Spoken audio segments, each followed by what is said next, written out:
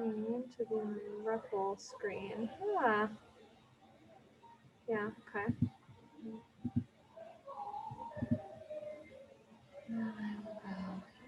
Move away. I don't want you at the top here. Ruffle right here. So this should be all right. So let's see. Awesome.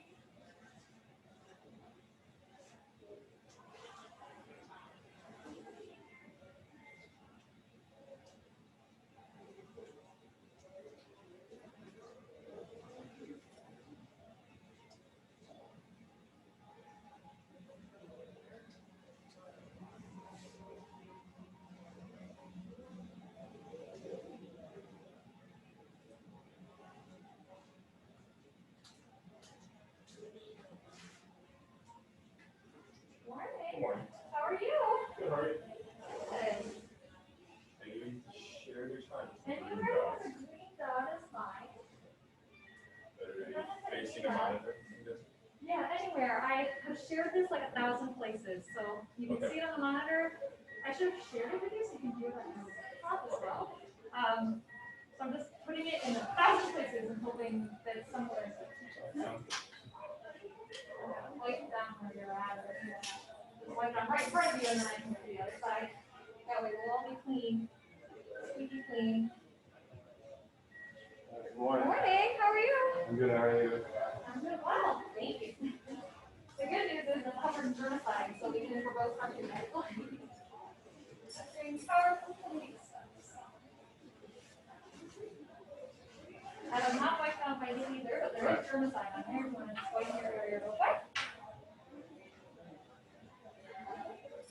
Thank you. I get to wear a little microphone in here since, like, I think with masks it's really hard to hear people, so I have a microphone. I'm going to feel like an NFL rep.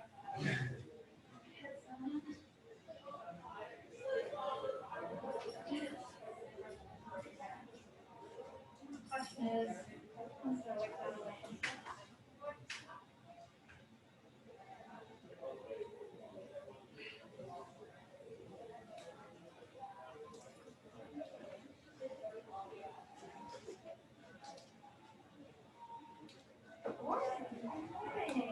morning. Anyone there's a green chair, you're welcome to sit.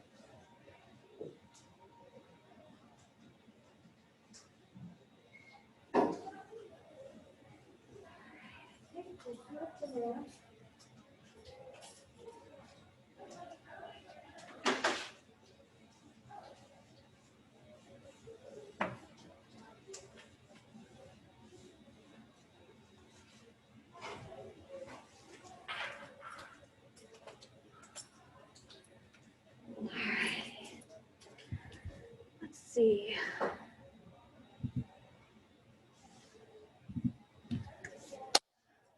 Oh, that was like gross.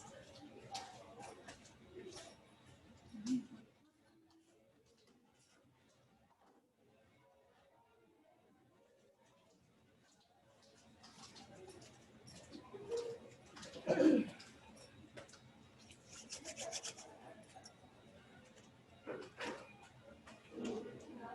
I think it's going to be a little weird because due to the nature of this being like a programming class, it's a pretty easy course to do remotely. So we have maybe 6 people taking this course remotely. So I think I'm going to have to stand at the desk the whole time. Like, I hate that. I'd like to like move around, right? But I think otherwise they won't be able to see me from the Zoom. So we have Zoom and the world going on. I hope it'll all be okay. How many people will be in class? Oh, we have 11 scheduled each day. We started at 24 at full capacity. We're down to 22, so I have 11 each day. Some of those 11 students are remote, and I don't know which balance. So we'll have at most 11 people. Okay. Morning. Hi.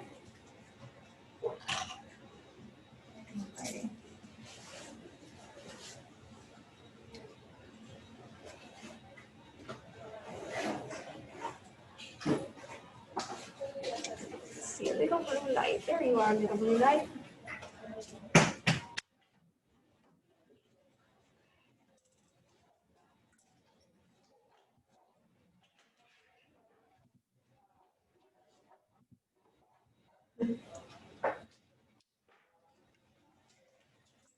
Plus, I have to stay away. I have a little projector too, which is hard.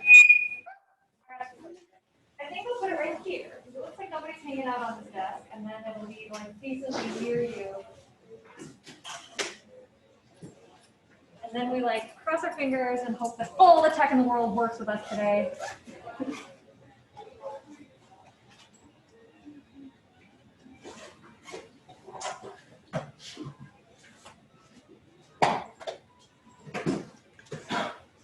And it doesn't interfere with this microphone.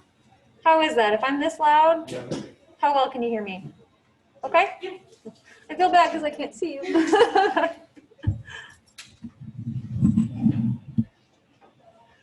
All right, well, let's count then. I've got 3 here, 6, 7. A few more.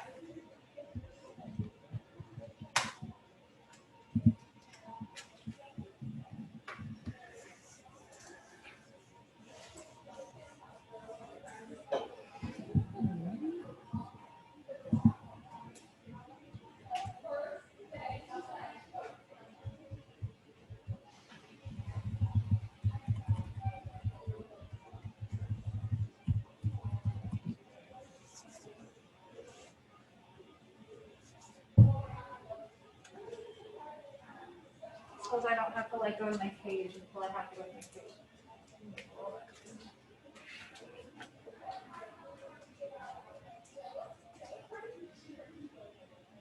Well, how are you all doing? How's your how are the in-person classes going so far? This is my first one. This is your first one? Yeah. I think I thought so many were supposed to be in person, and then most people I talked to are like, nah, most of mine are remote. So,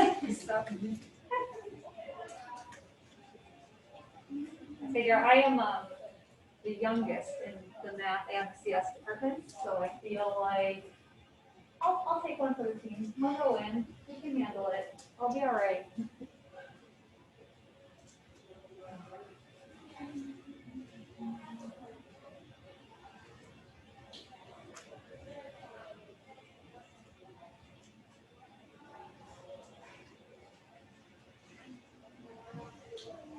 So let's see. I want to give people a chance. I'm going to double check the Zoom waiting room. Hey, just in time. Cameron's here. And now I need to be in my cage.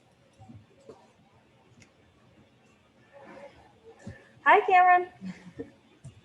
Hello. what I've got going on, you're on Zoom on my computer right here. You're fine to have your camera off and your mic off, totally cool. I'll try to stay in front of the camera, but I'm sharing my screen so that you can see everything we're doing and all the programs we're doing. I also shared our REPL program with you. I shared it with everyone, fingers crossed, everyone. The more common your name, the harder it is to find you on REPL. I get it, I'm Sarah Jensen, there's 1,000 of me, got it. But if I didn't, I also put a link up on our Schoology page. If I didn't find you specifically to invite you to collaborate, I just put a link on that you should be able to click on and get into our REPL code. That's over here. But we'll get to that in a minute. We got to do all the other fun stuff first. So let's see. I was in our course log. I am going to go ahead and get started. I'm very sorry, people I can't see because I'm short. I care about you too. I would make eye contact with you if I could see you. All right. Welcome. I'm so happy you're here. It's good to see people and like interact with adults. I've been home with children for 6 months. This is like a very nice experience for me. I want to take 1 minute and see if we can say hello, because now that you're not Zoomed, your name doesn't just hover over your head. And so I want to try and start learning names and faces with masks. And then apologies if someday down the road we don't need masks anymore and I see you and I don't even recognize you without your mask. I feel like that could happen. So I'm Sarah. Calling me Sarah is fine. If you're not comfortable with that, Dr. Jensen, Professor Jensen, those are equally acceptable. You pick what's right for you and just use that name.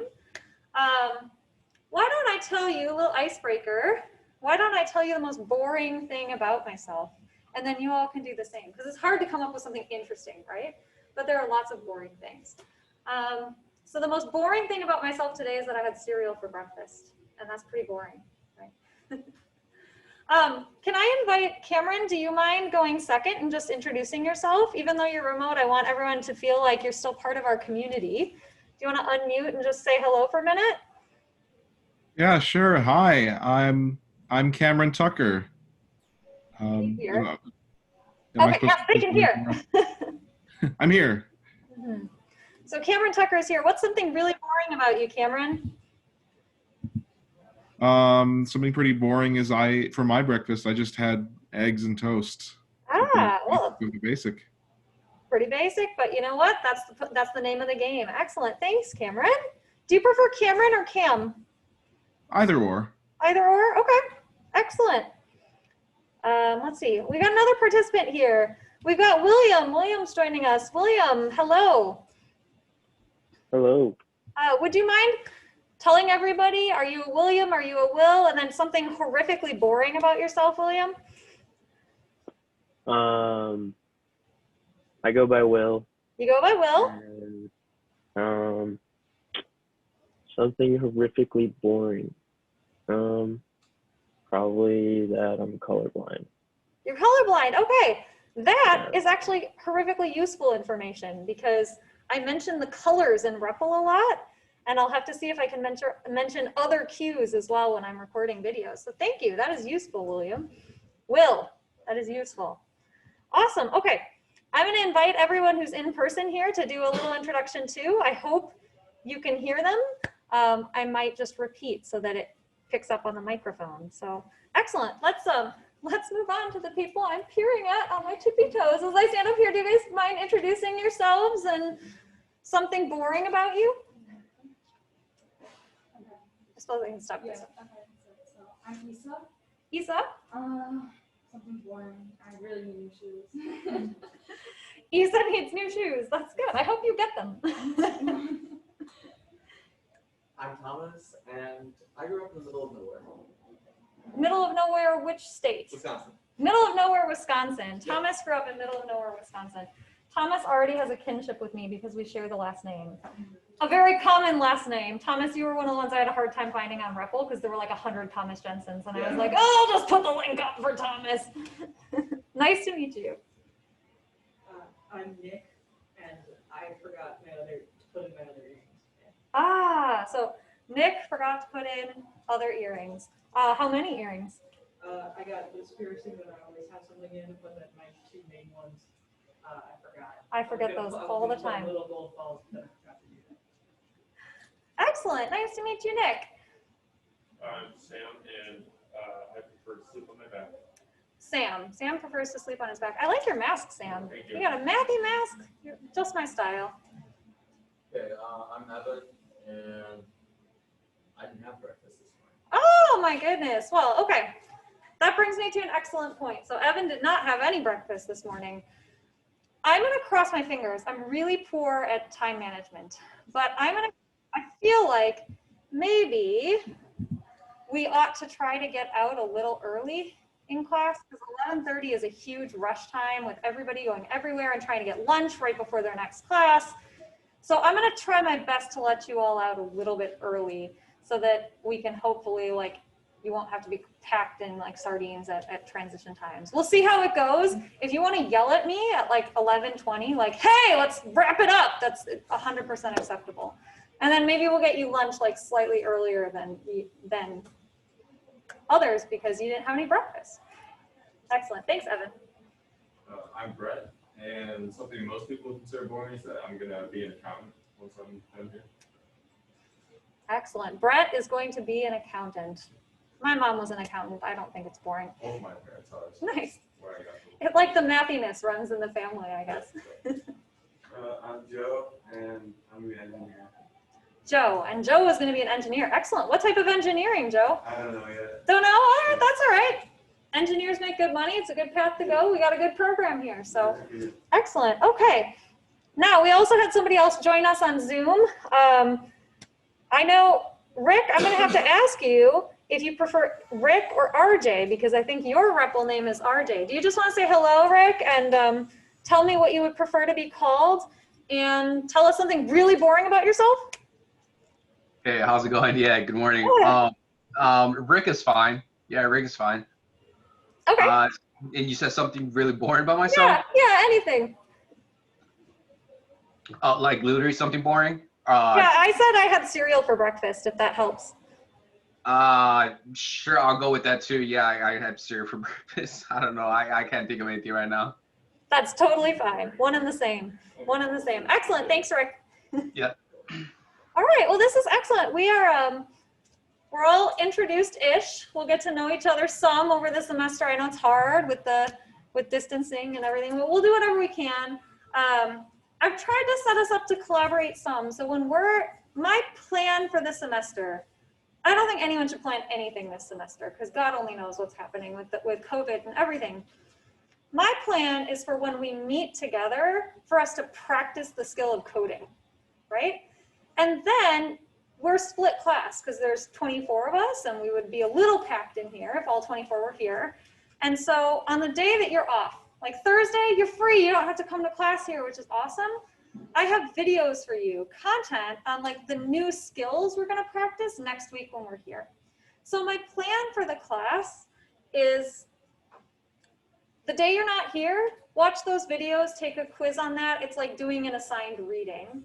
And then when we're here, we'll put all of those new skills into practice by creating a program together. And you'll also have one weekly programming assignment to do, which I hope is easily accomplished based on the things we do together in class. So for example, the homework we'll have this week, we're gonna write a program together today, and it will do one thing, and I'd like you to change it a little bit to turn it in on Friday. That's information for the other day. Does that general format seem okay and understandable and to make sense? I know the community points thing is hard. The spirit of that is that we can't always all be together. Some of us might get sick or have any sort of level of exposure. And so like, normally I would just have attendance, right? Like, did you come and participate? But that's sort of difficult when I don't want to force you to come if you're not feeling well.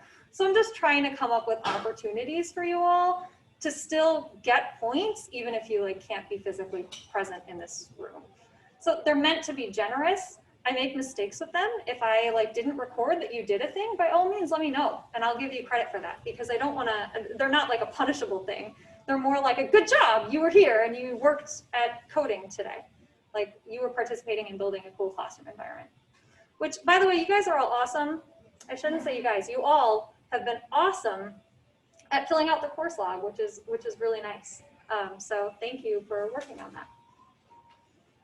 Questions, comments, concerns so far?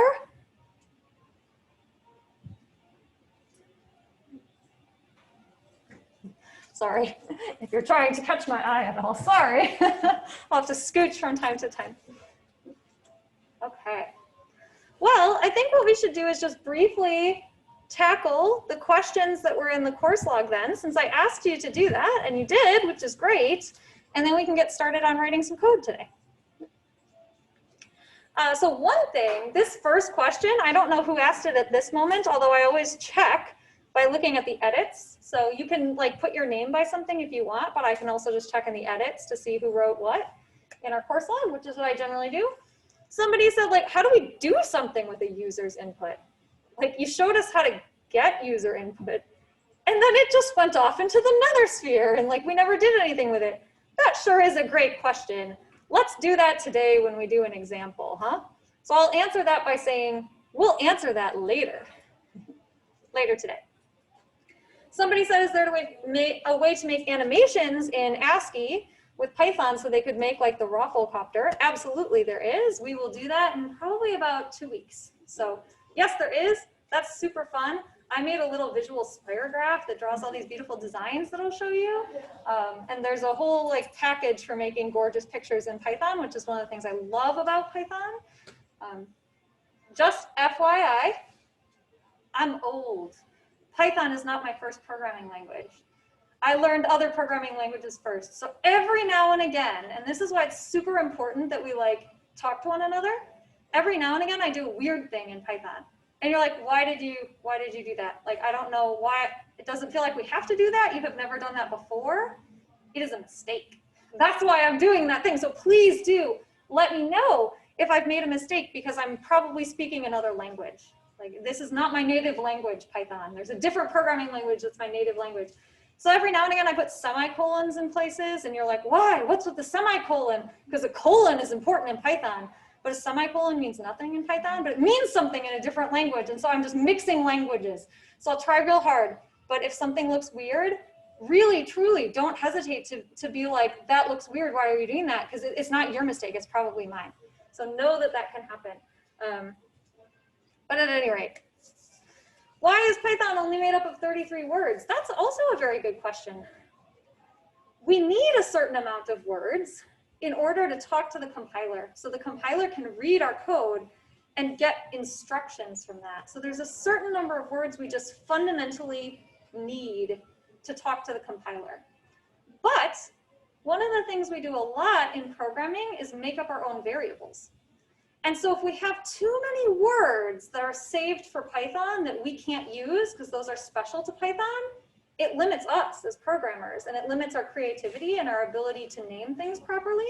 So there's a real delicate balance to be walked with Python of it needs a certain amount of reserved words, and having those reserved words is nice in a sense because we don't have to code something special to do a thing, but we don't want it to take away from our artistic liberty.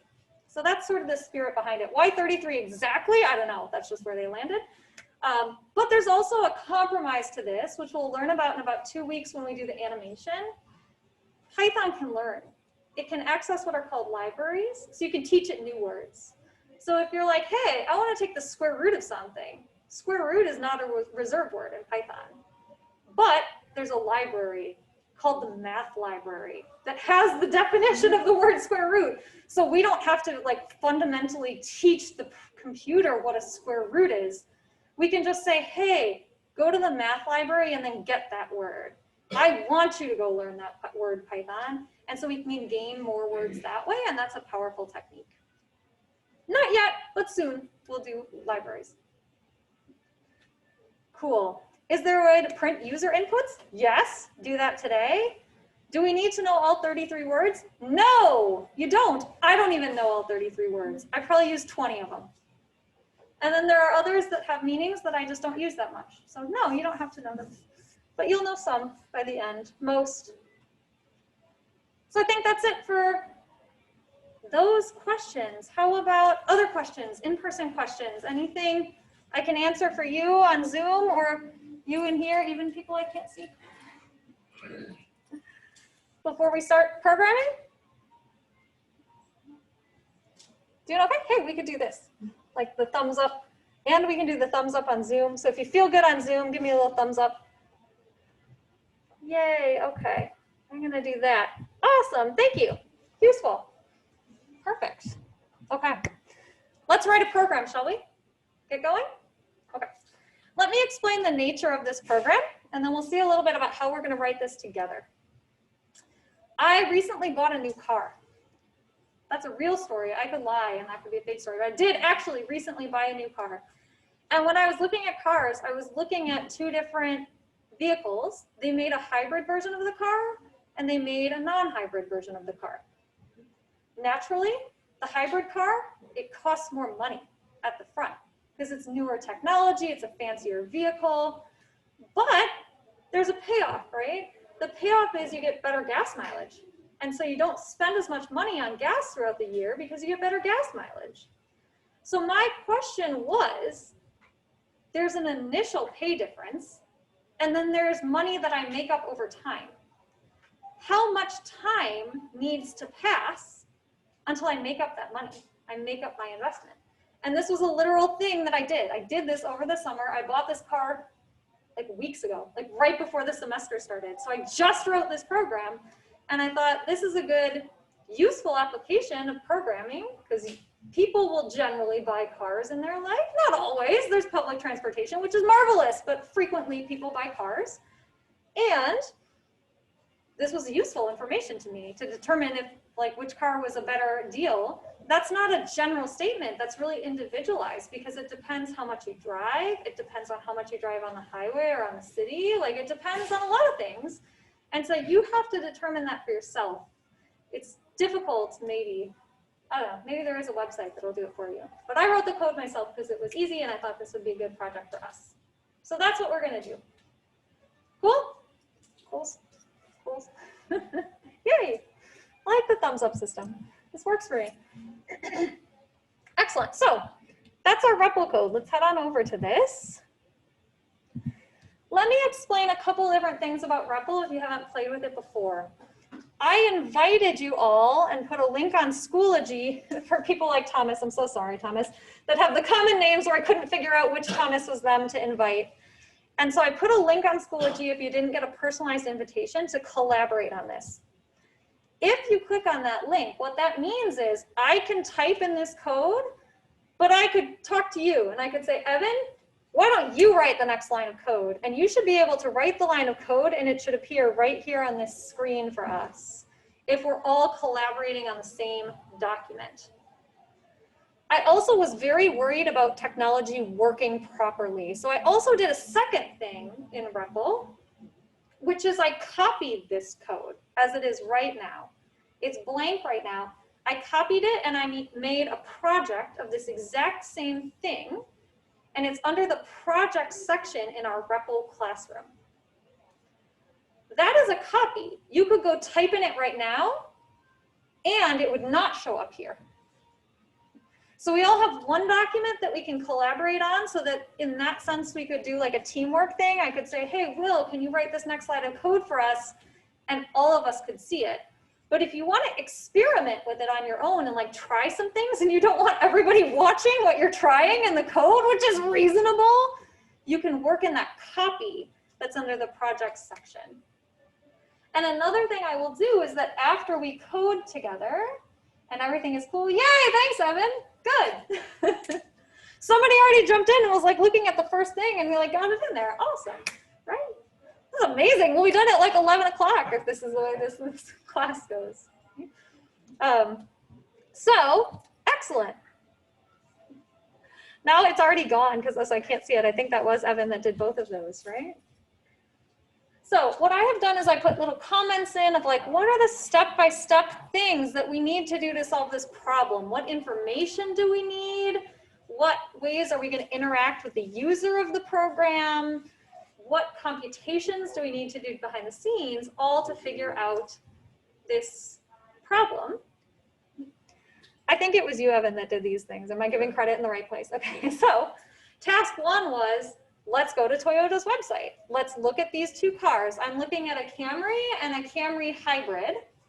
And let's create, I created variables that held the cost of the car, right? Those things are important because I need to know what the difference in price is in the two cars to know how much money I ultimately need to make up over time. But another thing that's important to me is their gas mileage, because their gas mileage is what's going to save me money in the long run. So those are things I'm going to need to go to the website and look up and put into my code. I feel like I'm selling a little bit much at this point, but you did this fast. So now I need to just like take up time that we're all together. What's super cool about Python is that Python is really good at actually what's called web scraping. I don't know if we'll get to it in this class. I might leave it as a project for people because we have final projects to do. I looked all these things up. If you start to get real good with Python, you can make Python look them up. So I was like, just pull up the website, get the numbers, type it in. It's not that hard. But you could teach Python to find Toyota's website, to go there itself, and to retrieve this information so that you would never even have to open the internet to find it. And that's super cool. Like, I'm super getting into that when I'm getting into Python code, because I'm like, man, think of all the work that I can peer at you through the little crack in this screen. That's really creepy. I'm sorry. I'll try not to. That's a cool skill that you can do in Python. Okay. So excellent. How do we feel about everything that we have so far? We found this net difference. So like, I already want to say, I'm very happy with this. You looked it up. You already did it. You named your variables recently appropriately. So is that original Camry miles per gallon? Got it. Cool. But like, that's the point when we name our variables, name them something helpful. It has to do with what you're naming. Net difference, that's a good name for that variable. What's the difference in this cost initially? And now it looks like we're already moving on to task 2, right? We want to get some input from the user. And what we want is, how many miles per year are you going to put on the car? Right? So since years is ultimately this important thing for us, how many years will it take for me to make up this information? Let's do things in terms of years. Let's figure out how many miles per year does our user put on the car. Now I could ask you, do you drive a car? Do you know this information off the top of your head? I Googled it because I don't know what's normal, right? And it varies widely based on your age. It varies based on your location. I mean, there's a lot of things that it is based on. But let's first start with asking the user. It's not really up to us if the user inputs something reasonable or not, but let's at least ask the user, how many miles per year do you plan on putting on this car? So somebody's gone in and typed input. We're going to ask the user for something. We want to display a message to them, ask them a question, and then wait for their response. And the command for that is input. That's one of our words here. And what's going on here, this is cool. Oh, this is so hard for me. I want to like be pointing at that screen so bad. I guess I can hover. It's like kind of like pointing. We call the input command. What's going to go right here in between the quotation marks is what we want to display to the user. What do we want to print to the screen when we ultimately wait for their input? In one of the videos, I did this differently, right? In one of the videos, I called the print command to say what we wanted to send to the user. And then I just put input with round braces and then like parentheses and nothing in that argument. That's acceptable also. There are often many ways to do a thing in Python. But if you want to save yourself a line of code and not have both a print statement and an input statement, you can display the message between the quotation marks inside the input function. So how many miles per year do you put on your car? That's a reasonable way to ask that question. And then this is the answer to the question we saw earlier. What if I want to do something with that user input?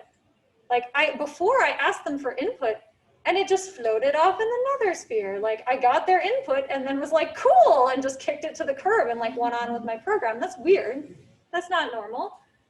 So I asked for their input And now I assign the value of their input to a variable. And that variable is called MPY, miles per year. Whew, deep breath. How are we doing so far? We're going fast, which is awesome. Yeah, question? I can't get there. I can't get to the one that's shared. I can only get to my own. Okay. Do you know your name, like off the top of your head, tell me your name and tell me which one is you. Samuel Williams. Yes, okay. Yeah. You have a common name, Samuel Yeah. Williams. Yeah. Do you know which one is, I thought you were Samuel Williams 5. I thought I looked it up and William felt so 5. clever. Huh? William 5. Ah, there we go. Samuel William 5. That's it right here.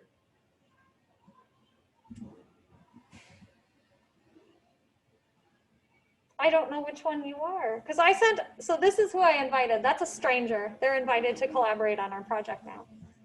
Oh well, hello stranger. But I can't find you. Did you go to Schoology and check the link that that says, like, click on this link for an invitation to collaborate? Give that one a try, since I'm having a hard time finding you.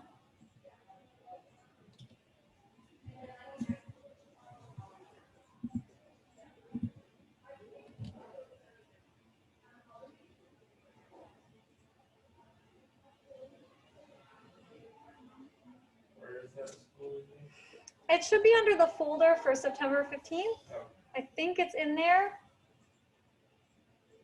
All the way at the bottom. Yeah.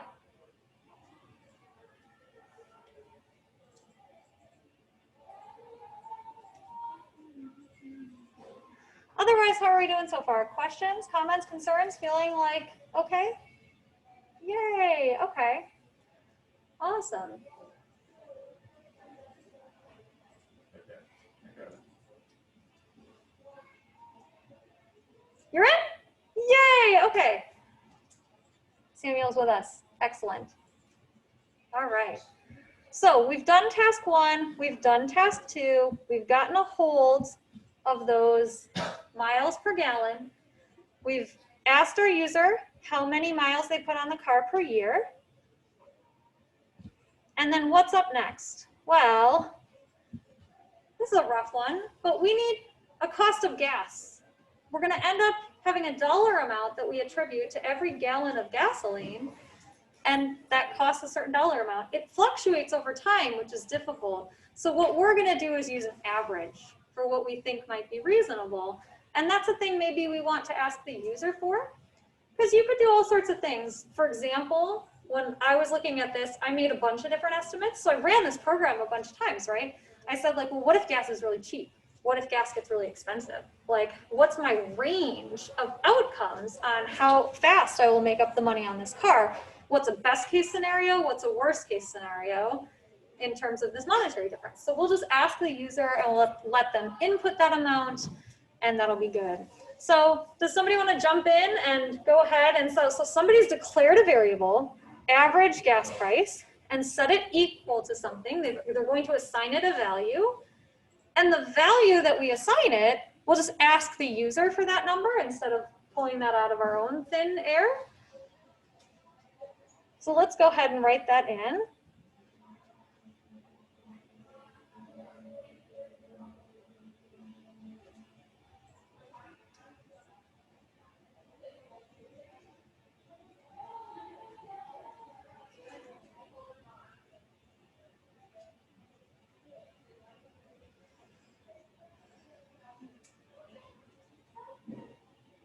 And then after we write that in, I'm going to so it looks like both Samuel and Thomas are right there. Thomas, did you follow the link? Because I don't think I ever found you. So you got here. That's good. We're good. Thomas is with us. I'll let one of Samuel or Thomas type in that input prompt. And then we're going to pause for a minute. And we're going to have a good programming practice, which is we're going to run our code and make sure that up to this point, everything is still working okay. Does it just have lag? Is that part of the issue, or are we still waiting? Okay. because that's a real issue as well. Lag on the code. Yay, here we go.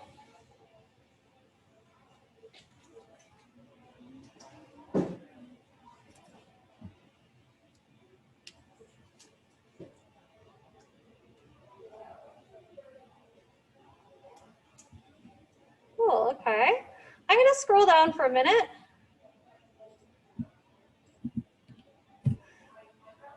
I have some things at the bottom that I want us to talk about later. So what I have done is I've done a thing. I want to run my code and I want to see if what we've done so far will work.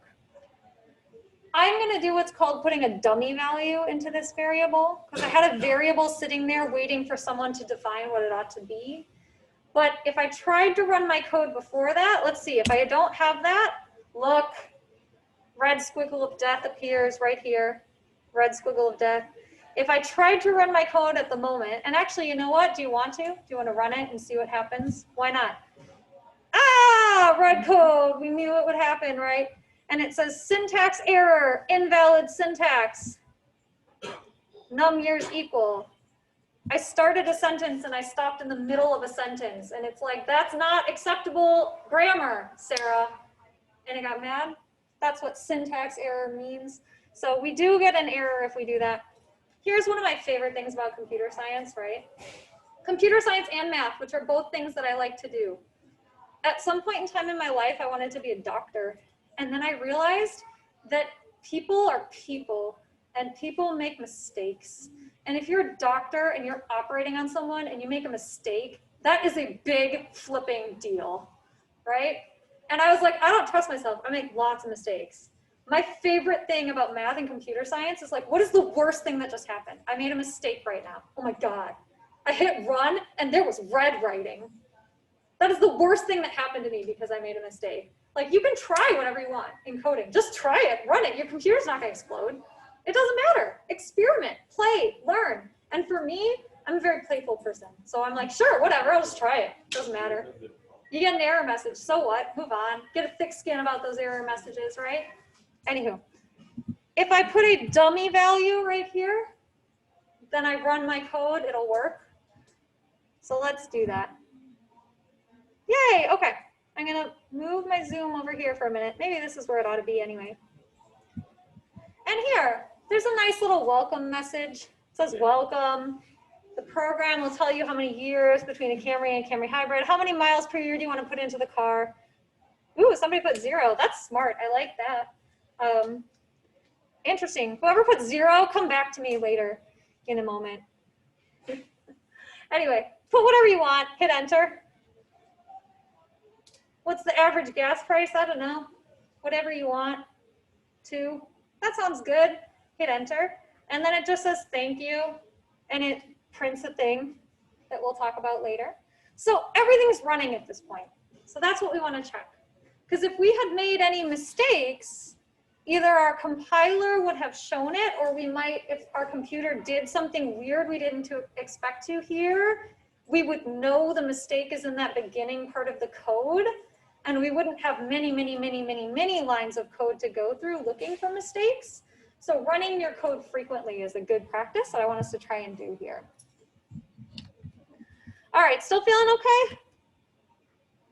We're good now. Yeah, okay. Sorry, Nick, for a minute I thought that was your hand up, but it was the thumbs up, which is what I asked you to do. Excellent. Okay, so let's move on then. So we got our input from our user. We're polite programmers, so we were done with that. We said thank you. It also creates this little visual break with those new line commands in there so that it's not just like it's visually pleasing, our little code over here. We could make it more visually pleasing, I'm sure. Let's move on. Let's see what happens next.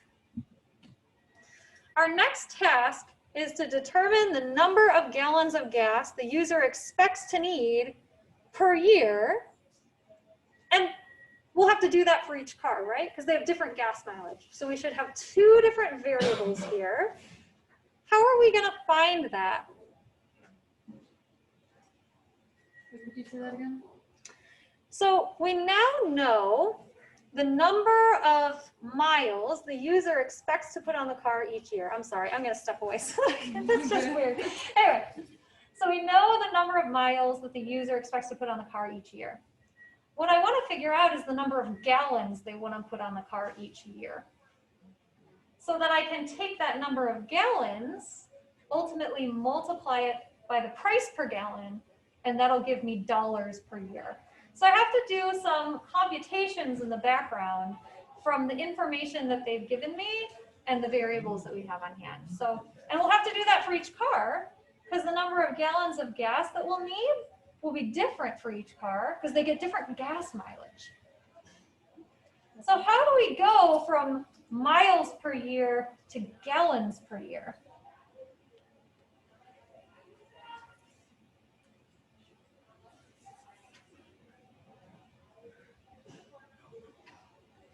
Go ahead, Thomas. This is just kind of a shot in the dark, but we could take the miles per year, we take the miles per gallon divided by the miles per year, correct? That will give us a very small number, right? Miles, you're so close. So I'm not going to, Thomas has got it, right? It has to do with the number of miles they're going to put on it in a year, and it has to do with the gas mileage. We need to combine those things somehow. And so Thomas said, should we take gallons, like miles per gallon, and divide it by the number of miles they're going to give us? You got it. Fix it. Go. Multiply. Hmm? Multiply them, not divide, correct? You want to do a division just in the opposite order of what you said. Okay. Right?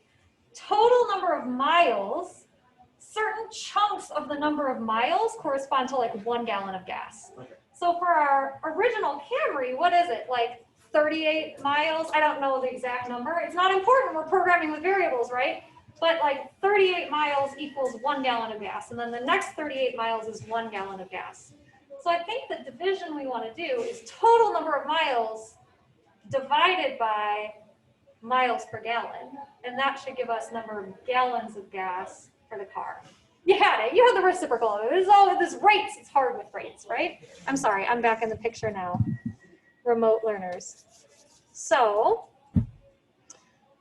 I'm yelling, so I hoped you could still hear me on the microphone. Remote learners, can you give me a thumbs up if you're able to hear that, or should I repeat? Yay. Okay. Excellent. Thank you. Thank you for helping me out there. So now what we need to do is we need to go ahead and do that division and store that information. So we've got gallons per year equal to miles per year, but then divided by something.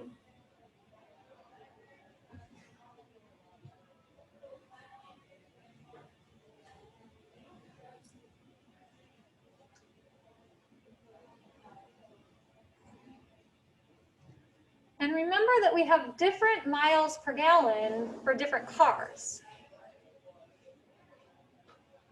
Ah, excellent. So we're updating. Very good. We're going to have a gallons per year original to correspond with the original Camry model. And we're going to find it by taking that 1 miles per year and dividing it by the name of the variable that we used to hold the value, which is the gas mileage for that original car. And likewise, we need a hybrid one.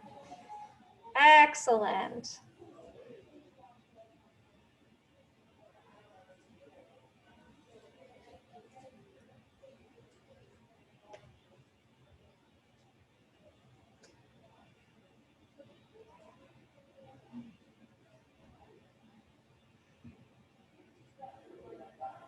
Now, are those the variable names? Excellent. I didn't look it up. We could scroll up to make sure. We've got, yep, those are our variable names. Excellent. It would have warned us. Maybe the H. I think the H might be extra. There we go. I want to put that dummy variable back in here, because what I'd like to do next is just run the program again at this point. Here's another thing we could do, right? We're in the process of programming. This isn't a finished product yet. So one thing you can do if you're ever going along, Evan's reading my mind here. Okay, this just makes it nice. I just get to talk, and somebody else does all of this for me, and that, like, I'm happy as can be. Go for it, Evan. I'm happy. One thing you can do is add print statements. Like, you've created a variable. It's a variable your user never needs to see. Your user doesn't care about this computation happening in the background. But as you're drafting something, you can ask the computer at any time to print it to the screen so you can see the value it has in there. And you can run these little sanity checks, like, is that a reasonable number? For example, we would expect the number of gallons of gas to be more for the original Camry than it is for the hybrid Camry. We should need more gas in the non-hybrid car. So if we were to run this program, ask the computer to print those two values to the screen, and we were getting like negative numbers or the hybrid number was more, we'd be like, something is the matter, right? We might not have a syntax error, but we have a semantics error somewhere in this code, like something is getting lost in translation, right? So let's put these two things up here, and then let's add a print statement. Oh, we got it, excellent. Sorry, I was in the wrong spot. And then say, by the way, why don't you just print that for us so that we can see what those numbers are? And let's run it. Oh no, what happened? Failed to connect, retrying. No, come on. This is so important. We have to run the code. There we go. Okay, thank you. Whew. Let's run it. And I don't know, let's put like 10,000 in here, maybe. Gas price, we were doing 2 before. 2 is fine with me. Hit enter. What has happened? We got red code of death. Red code of death. I'm not sure if you said something, Isa. No, that's not showing up. Yours isn't showing up? Yeah. You could probably run it from mine. No, go ahead.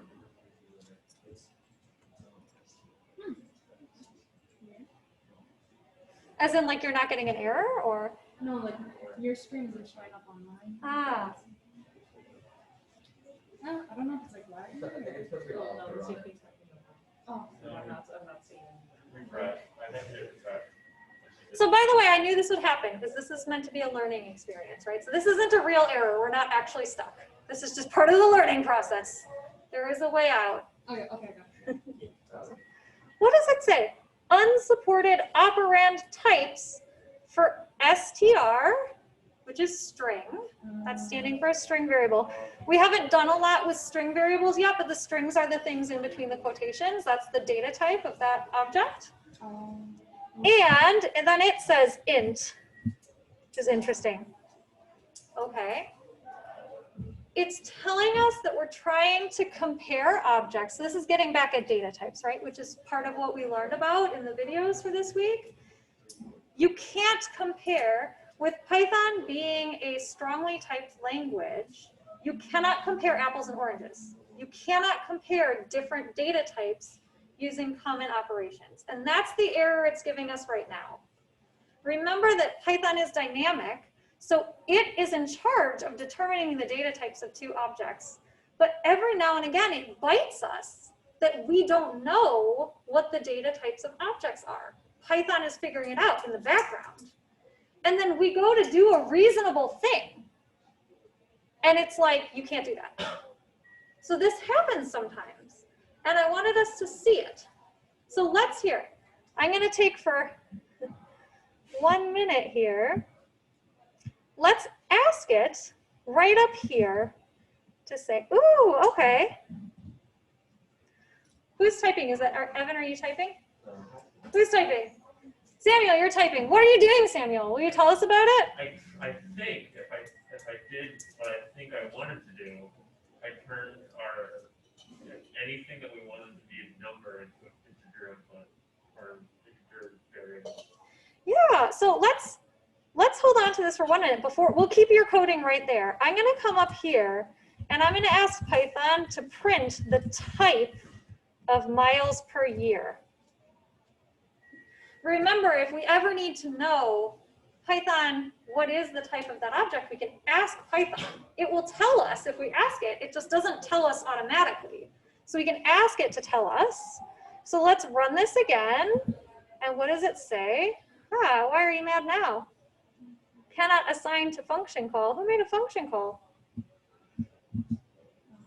Int org. Ah, okay. It doesn't like this line. Let's just comment it out for now then. Fine. We'll get back to it. We'll get back to it. Yes, okay. I see. No, what happened? Where? Oh, you have one up here. Okay, sorry. Let's leave it for a moment. You have exactly the right idea, Samuel. So let's run it this way and then we'll fix it. Come on. Oh, no. Now I have an issue. Where is it? It's mad here. Okay. Pause for 1 minute. There we go. Perfect. Thank you. Run it. Let's get it to a point where it'll run. Yay. Okay, good. So it's asking us how many miles we're going to put on the car. We put in 10,000. Thank you. No, I told you to print. You have an error before we print? It's before, thank you. Ah, there we go. Class string. Class string. I'm going to run this one more time and show you what's happening. We ask the user, how many miles per year do you put on the car? Whenever we gather input from the user, Python will always store that as a string data type. And here's why. Maybe we put 10,000 miles on that car. And we're a person. We've been taught since the time we are young to put commas to separate significant digits in variables, right? To Python, it doesn't want any commas in its numbers. It cannot read them. A comma is not a number. If you try to define a number with a comma in Python, it gets real mad. It's like, no, that's not a number, right? So because our user might input something with a comma, or they could be like really, really naughty, and we could say like, how many miles per year are you gonna put on this car? And they could spell it out, 10,000, like on the keyboard.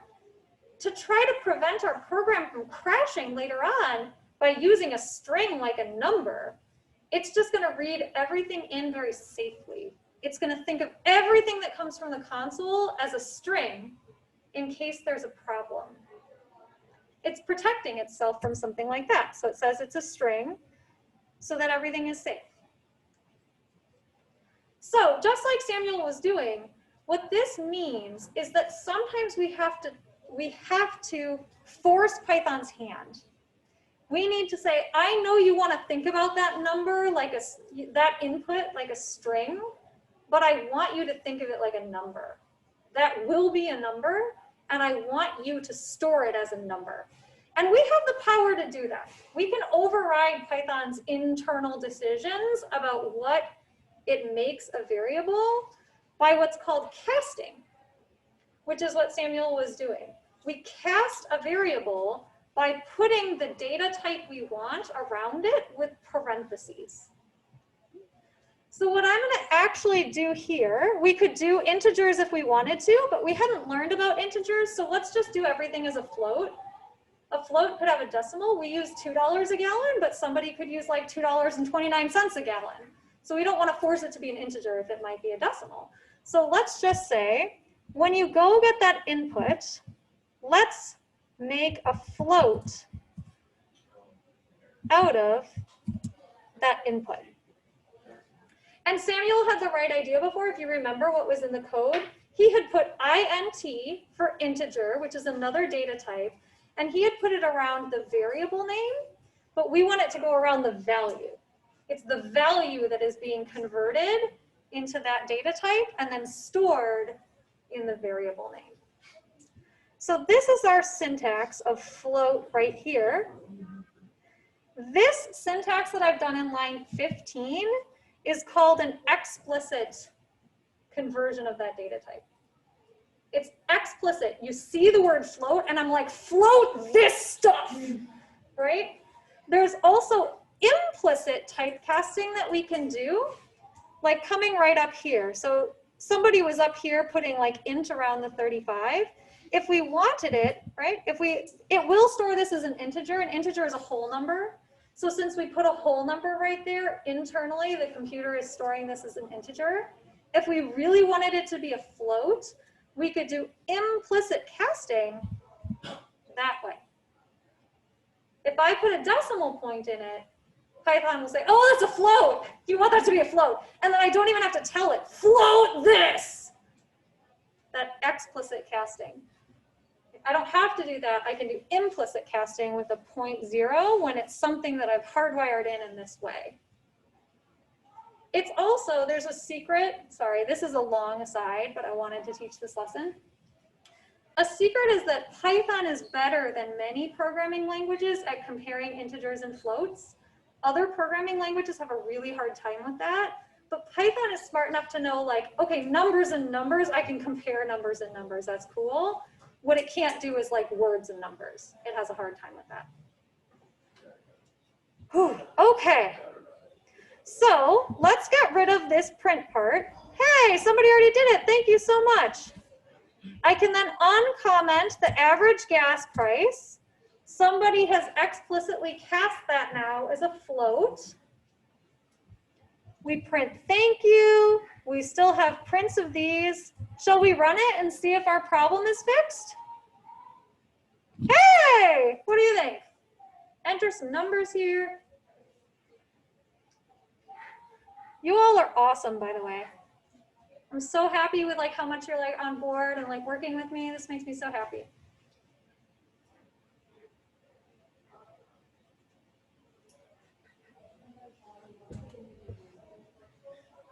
Yeah, there you go, 275, perfect. Now it says thank you, and it was able to do that division and print it to the screen for us so we could see the number of gallons per year we expect to be putting in that car. When we print it, can we get it to say something like before that? So like, Yes. Yeah, so what would you like it to say?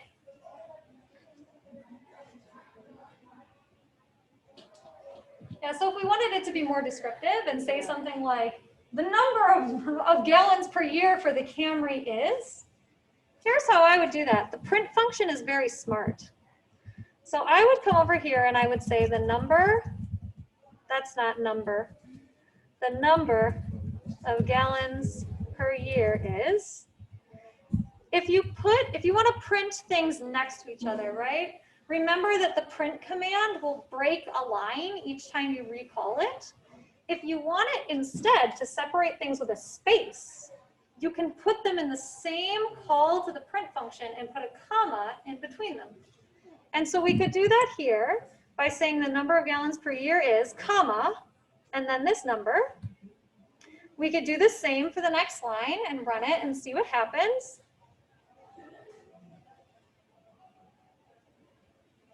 I'm so happy right now. You're all doing all this. We're like on the right pace to get out of here, like just a little bit early, and we covered everything we needed to. You are fantastic. Let's try that. Let's run it now so that what prints this screen is like a little bit more descriptive.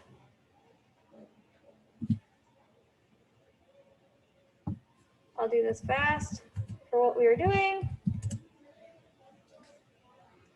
And it puts that space in between them. And then between one print statement and the next print statement, it breaks the line. And you can put as many commas as you want into a print statement. As many things as you want to print separated by commas, as many as you want, and that will work. We've also got, this was somebody's question in the course log. They said, if the user inputs something to us, this is kind of a lie, because I'm cheating a little bit. So if the user inputs something to us, can we like print that back to the screen? Sure. We just store their input in a variable name, and then we print that variable name to the screen. And so that's the way we're doing it. We're printing a combination of string literals right here and variables. And Python's like, cool, those things are separated by commas. I'll just treat the first one like this object and the second one like this object, and I'll print them both. Python is very forgiving in that way, which is nice. Cool. All right, we're almost there. We're almost there. Now, for each car, yeah, go ahead, Thomas, what's up? What I'm getting out of this so far is that regardless of the values, it's always going to take 1 year to make up the prices. Is that correct? No, that is absolutely incorrect. I have a dummy variable in there so that it's, there's just something in that variable at the moment. We'll get to changing that so that it is accurate. That is a very, very good point. They kept throwing me off. Like, wait, You're like, but our code isn't working because that's very wrong. Yes, yes, yes, yes. Good call, thank you. Yes, remember that the one part of this code is incorrect. There's just a dummy variable is sitting inside that value. We will fix it very, very soon so that it will do a good thing. Excellent. Our next task, we've learned that lesson about the floats. We're in good shape now. Let's see. One other thing we could have said, we don't have to cast anything here. We've cast MPY as a float. Our mileages here are actually integers, or one of them at the moment is an integer and one of them is a float. But Python did this division, and we can see from what's printed to the screen that it got decimal numbers. And so we can infer that the type of the variables, GPY and GPY org and GPY hybe, are floats. Although if we were ever uncertain, we could just ask Python to print the type of those objects. But we can infer that it knows that those are supposed to be floats. And so we've gotten Python back on track with just a little bit of casting. We don't have to cast all the time, just sometimes, which is a hard rule to learn. It's kind of like an art more than a rule at that point, but it's all right. Is the type function, is that just type or is it type of? It's the word type, and then I think of it as like a type of, because I tend to say of when I put parentheses there, but the actual word in the Python language is type. For like our studio and stuff, they had it type of. Oh, is it? Yeah. Yeah, are you in Data Science 1 right now? I was. Yeah, R is a different programming language. Erlen and I have rounds about if R or Python is better. Good fun collegial rounds, but I like to send him information constantly about how Python is better than R. Because that's a thing I do when you learn lots of programming languages.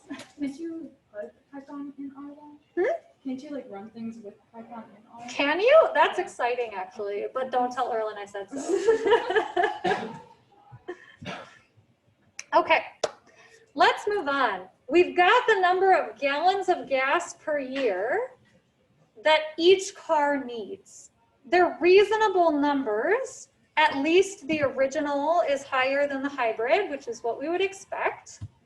They seem about right. Can we now figure out a cost of gas per year per car? How would we do that?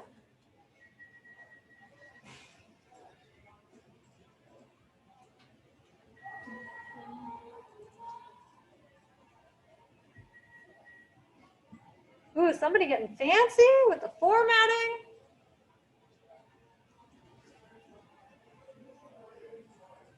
Let's make it pretty later. Let's make it functional first and pretty later. That's good. That's good strategy for code.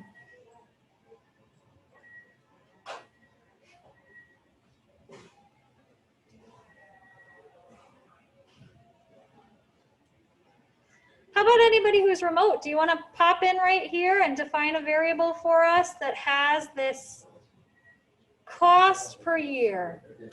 We know the number of gallons we're going to be driving each year, and we know how much each gallon costs.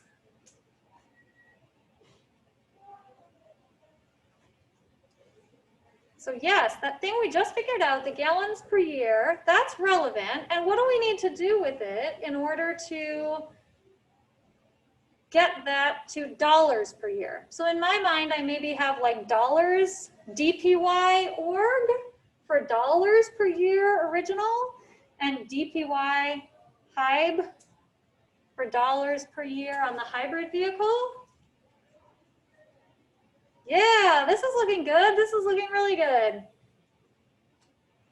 Whoever is typing, bravo. Sometimes it floats and tells me who you are, and sometimes it doesn't. So just generic gratitude.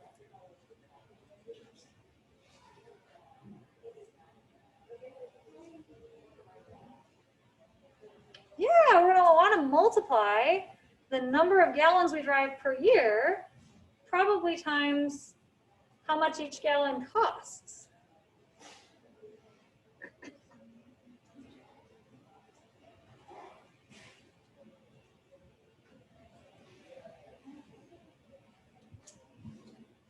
Okay, sorry, I want to try a thing because it's not happening on my screen. I'm wondering if it's happening on your screen. Does this happen on your screen when you start to type? So this is a cool thing about Python that it, remember, this is part of the IDE. The IDE tries to help us code better. That's what it does. And so it will autocomplete if you start to type something. It will remind you what you've named your variables, because when you start naming lots and lots of variables, you can forget. Okay. Awesome. So how do we feel? Does this make sense? We're going to get a dollar amount for the dollars per year by taking the number of gallons that we need each year and then paying for each one of those gallons the cost of the gas that we got from the user. And so we're going to compute those values. We're going to print into the screen, and then we'll run it one more time before we finally fix Thomas's problem of like, what is the actual answer though? Because that's relevant.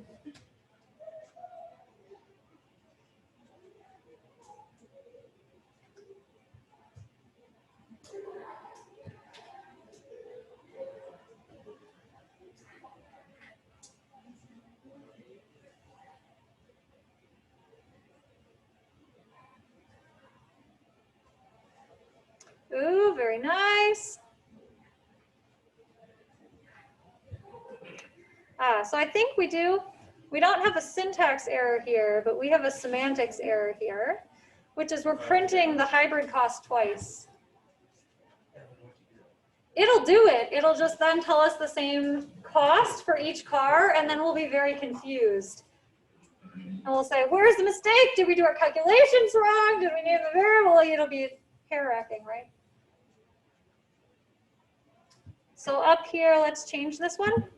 Dollars per year.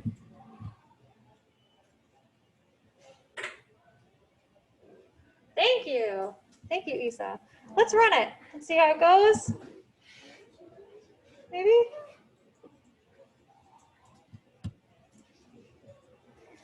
Do 10,000. Okay, zeros are hard for me. 2.75. And it gives us those same numbers. And it still seems reasonable. It still seems reasonable. We're still getting that we're spending more money on the original car than the hybrid car. So all along we have these little sanity checks that things seem to be playing right. Okay.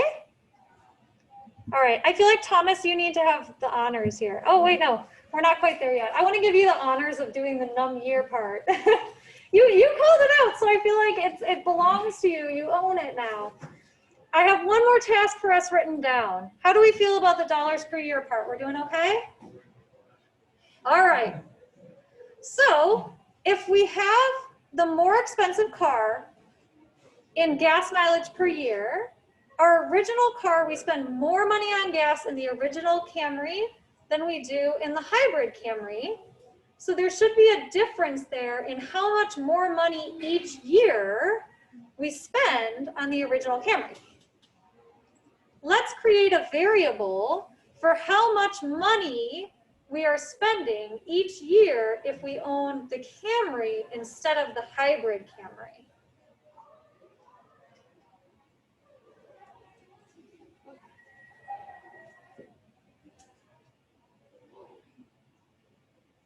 Now it's much harder.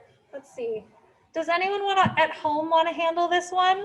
Either Cam or Will or Rick? You want to come in here and declare one of these for us? If the answer is no, then let me know that, so then I can make somebody in here do it. It's okay for the answer to be no. You don't have to if you don't feel comfortable.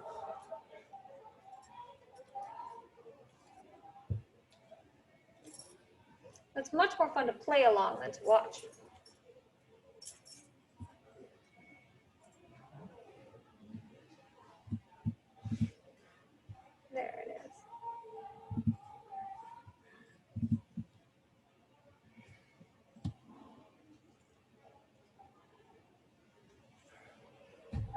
Meeny, meeny, miny, moe. Okay, anybody can take line 33 here. Anybody who wants it.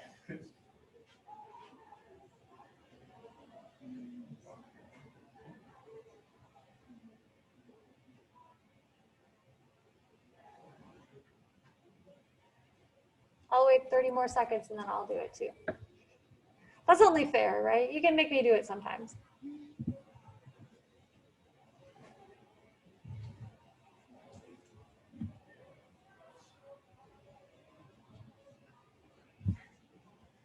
Maybe some of the issue is, what on earth are we going to call it? There we go.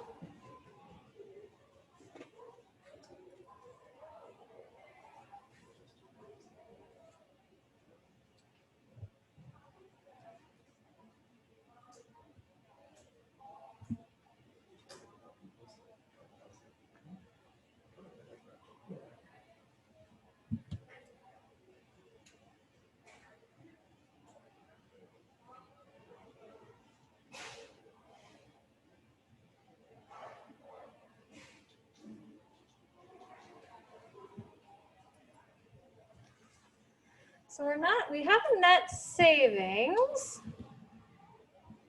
I think I'm going to call, do you mind if I do this one? Yeah. I think I'm going to call this savings per year. How much are we saving each year? And just as the net difference, you brought up net difference, which is important and which we will use at the next step. We had a net difference in the cost of the cars. We now have a net difference in the cost of the gas. So what I'm going to do is call it savings per year, and it's going to be D dollars per year of the original car. That's the bigger number, remember? And then we subtract from it dollars per year of the hybrid car. Now, by the way, there's all sorts of naming conventions for variables, and I introduced camel case to you in one of the videos.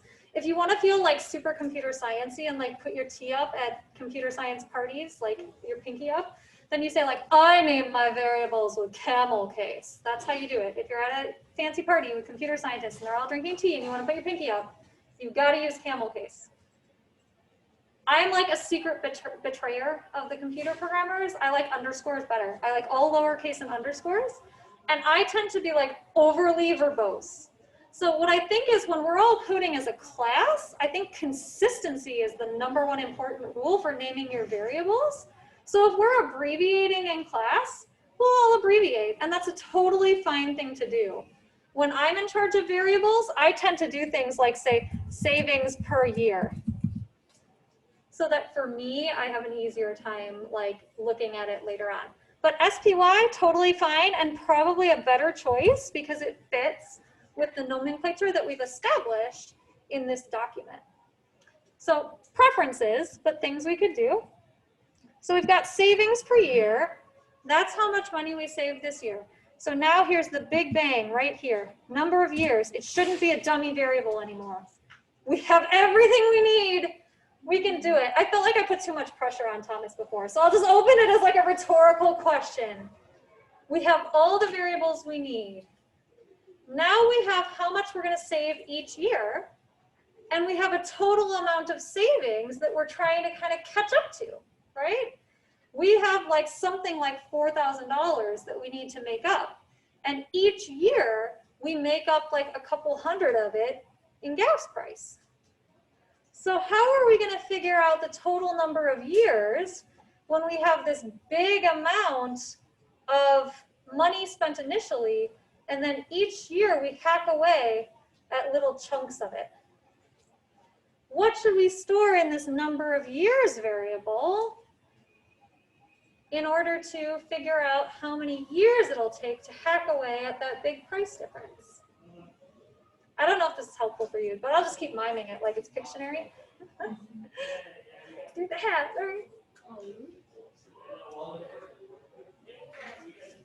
What do you think?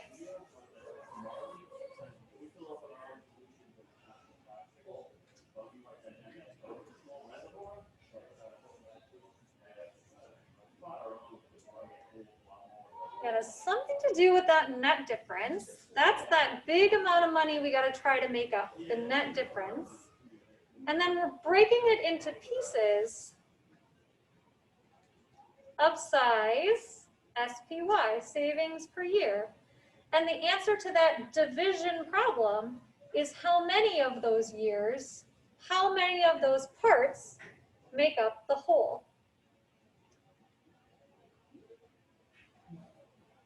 We have all of it here right now. Are you excited as I am? Are we gonna run the code?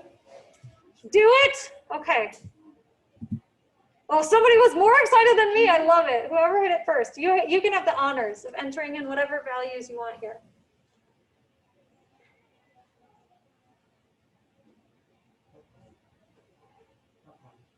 Uh-oh. Uh-oh. Uh-oh. That's interesting. It's waiting for us. Let's go up. Where is it stuck now? It didn't thank us yet. So here's this line where it thanks us.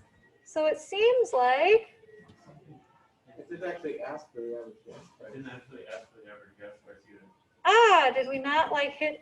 So it didn't even get to here, Yeah. right here.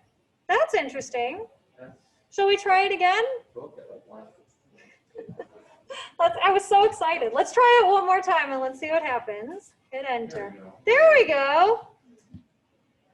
Thank you. And it gave us numbers. It gave us a number other than 1. That's exciting. Now here's the question. Do you believe it? Do you believe that I number? don't believe that number at all. You don't believe that 16.25 number. What seems wrong with it? Sorry. I used to do ballet, so this is just like a good thing for me. I'll just like be on point as we do class, and then I'll be tall enough to see everything, right?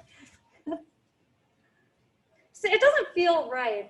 Like, I think maybe it's just an intuition thing. You're like, they tell us that hybrids will save us money, but you don't generally own a car for 16 years. I mean, like, average lifespan of a car is maybe a little less than that. So it seems like this wouldn't be worth it if that's the case.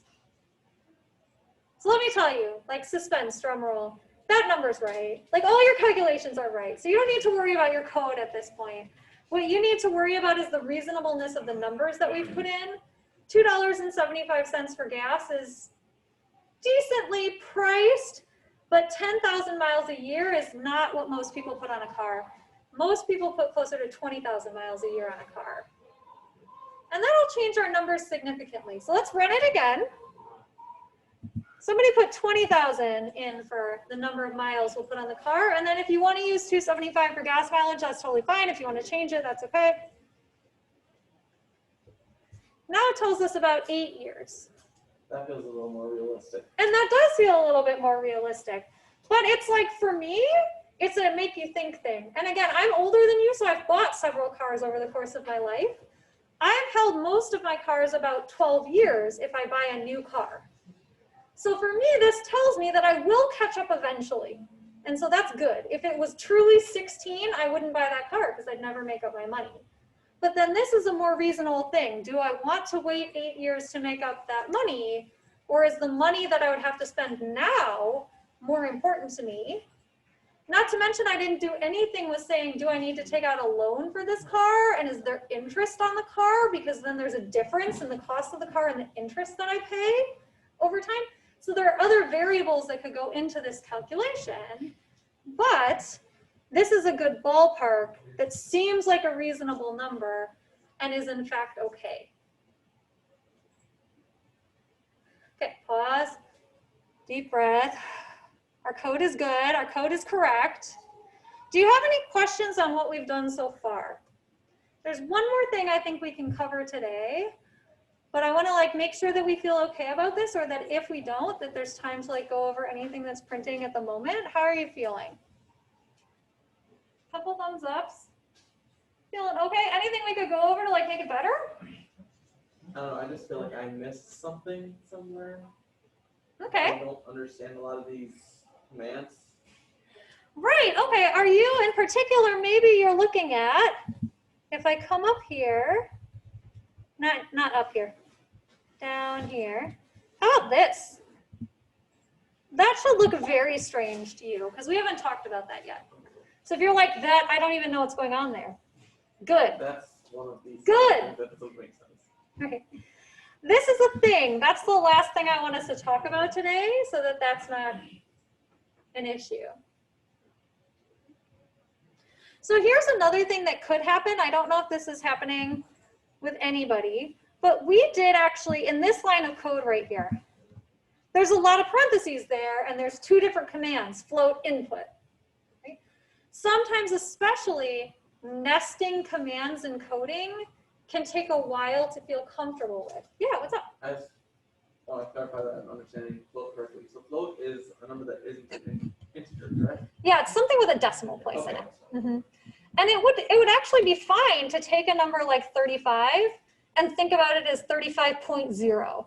So it's okay to take an integer value and then just in your head mentally put the 0.0 on it.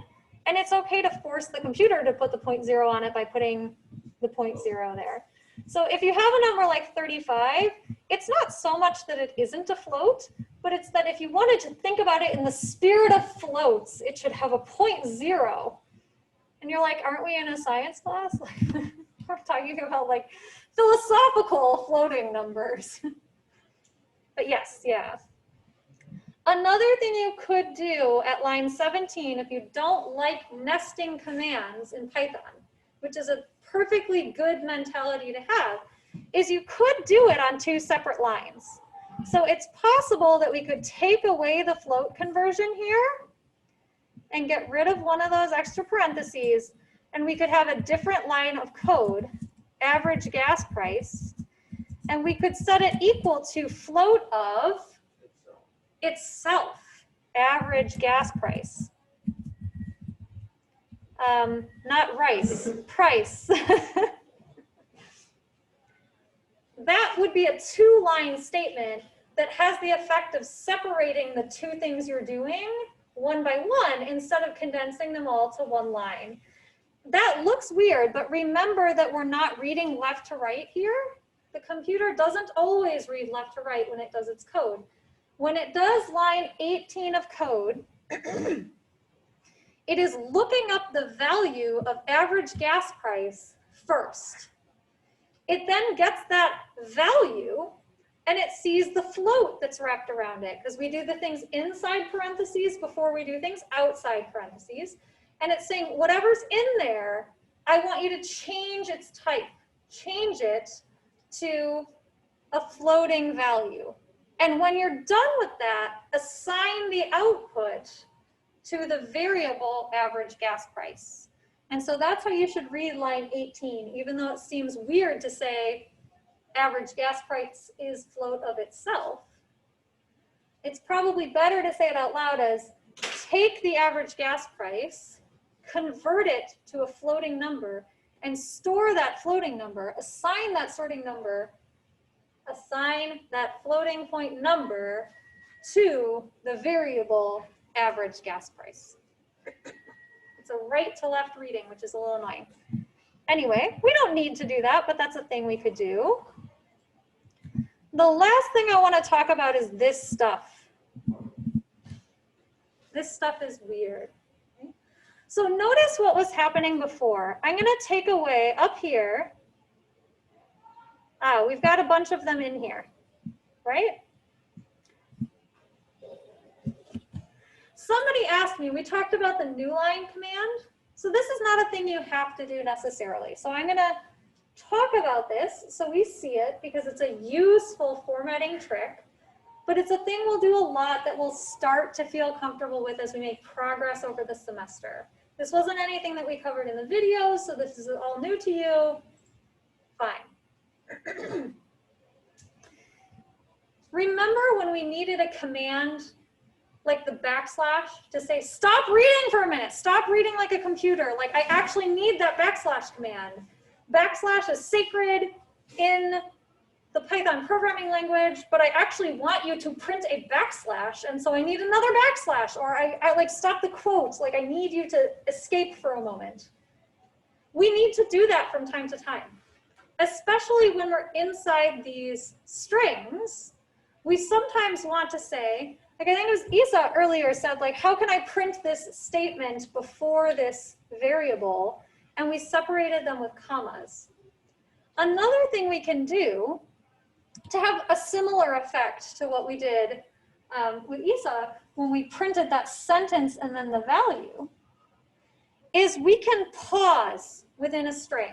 If we're displaying something to the screen and we want to pause for a minute, and there's not something literal that we want written to the screen, but we want to sub something in there, there's a cheat for that, and that's to use this weird formatting. Okay? So what I've done in this line right here, I've shown you the difference. It will take this many years to make up the price difference. Our user probably doesn't need that many decimal places of accuracy. Like, thank you, computer, for being so accurate. But like, our user can probably only handle like 2 decimal places of accuracy before they stop caring about how many days it takes. So maybe we only need to show them 2 decimal places of this number that we're dealing with and not all of those decimal places. So what we can do is we can format that value. Oh, Peter got kicked out. That's no good. Come back in, Peter. What we can do is format that value to say, I only want you to print 2 digits of accuracy. So there's a lot going on in this formatting thing that we're doing, but notice that one thing we're doing is using the word format, and we have a 2 and a decimal and an F. What do you think the F is for?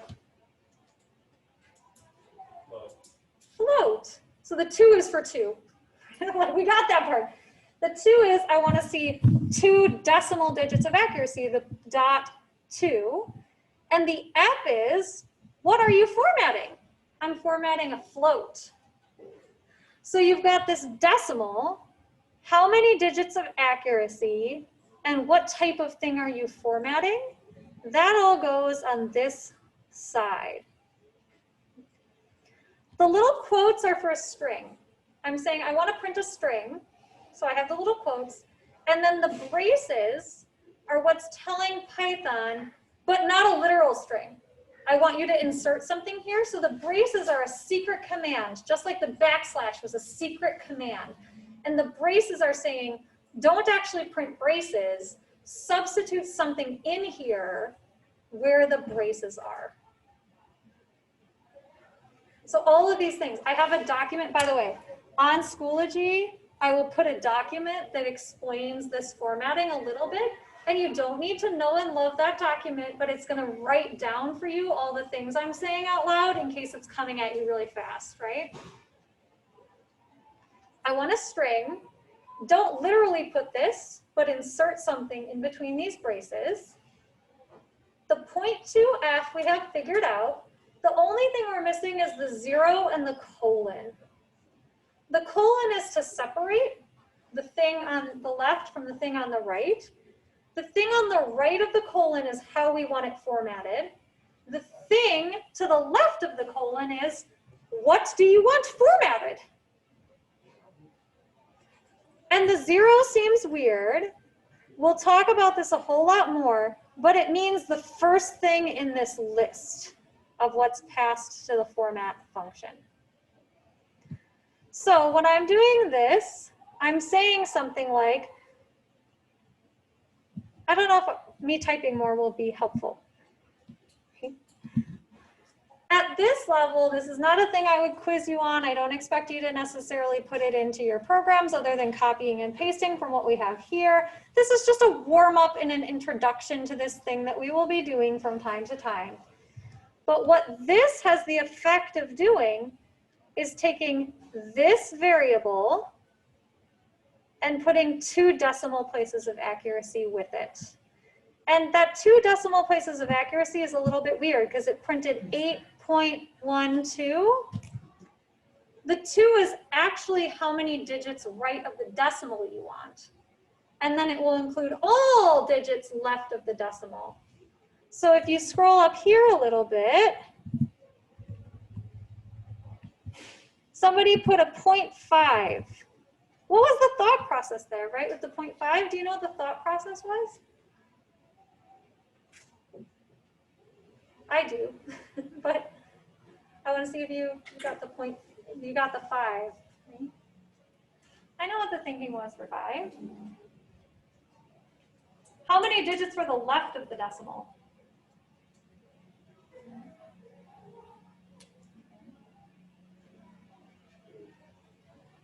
Am I mixing up left and right too because I'm mirrored of you? I hope I'm not. Left, right, who knows the difference between those things? Left of the decimal. How many digits do we have left of the decimal for when we're talking gallons per year? That's why this is an issue. Gallons per year, how many digits left of the decimal? I think miles per year has 5. I think gallons per year. Oh, it's a little hard to see. Let me see. There we go. Now you can see a little better. 3.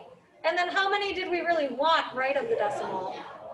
It was dollars per year, right? We generally only ever want 2 digits with the decimal. So I think that the 5 was coming from thinking we need 3 digits left of the decimal and 2 digits right of the decimal, so we need 5 of them.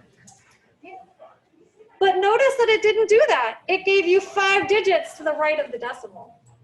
So that numerical argument in this formatting is for how many digits right of the decimal you want. It will always give you all of the things left of the decimal. So if you only ever wanted 2 decimal spots, it should always be a 0.2f.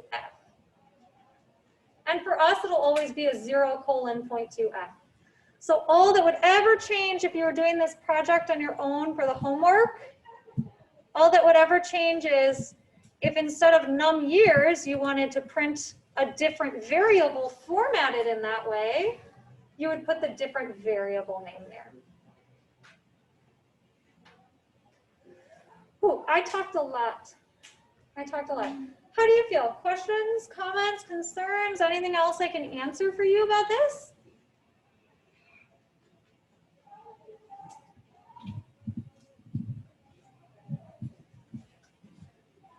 Doing okay? Your homework is to change this program a little to take into account that people drive different quantities on the highway and on the city. And so you're going to change to, instead of recording average gas mileage, you're going to record highway and city gas mileage for each car. Ask the user how much highway driving they do or how much city driving they do. I'm not sure which one I said in the thing, but you know, you can compute one from the other. And then give them a slightly better estimate on how long it would take to get the money in the car. Yeah. Stretch? Yeah. Okay, cool. I didn't want to ignore you if there's a question.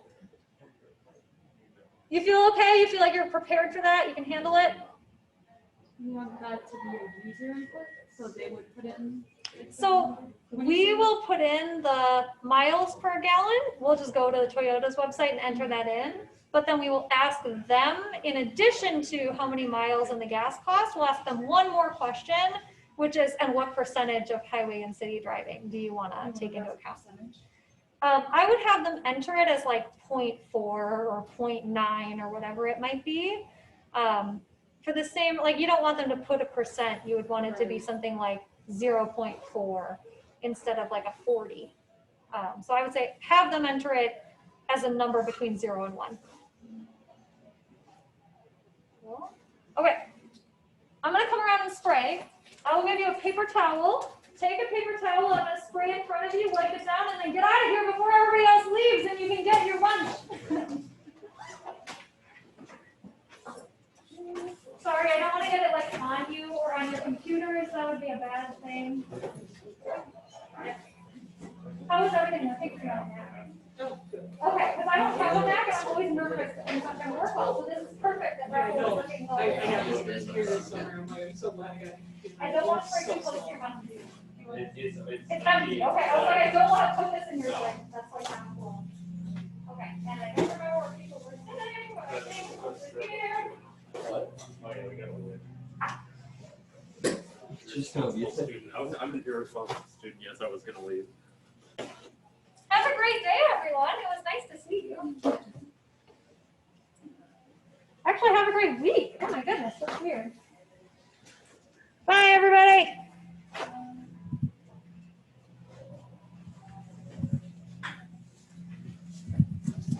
And then if we have questions, we email. I looked it up and you If we have questions, we just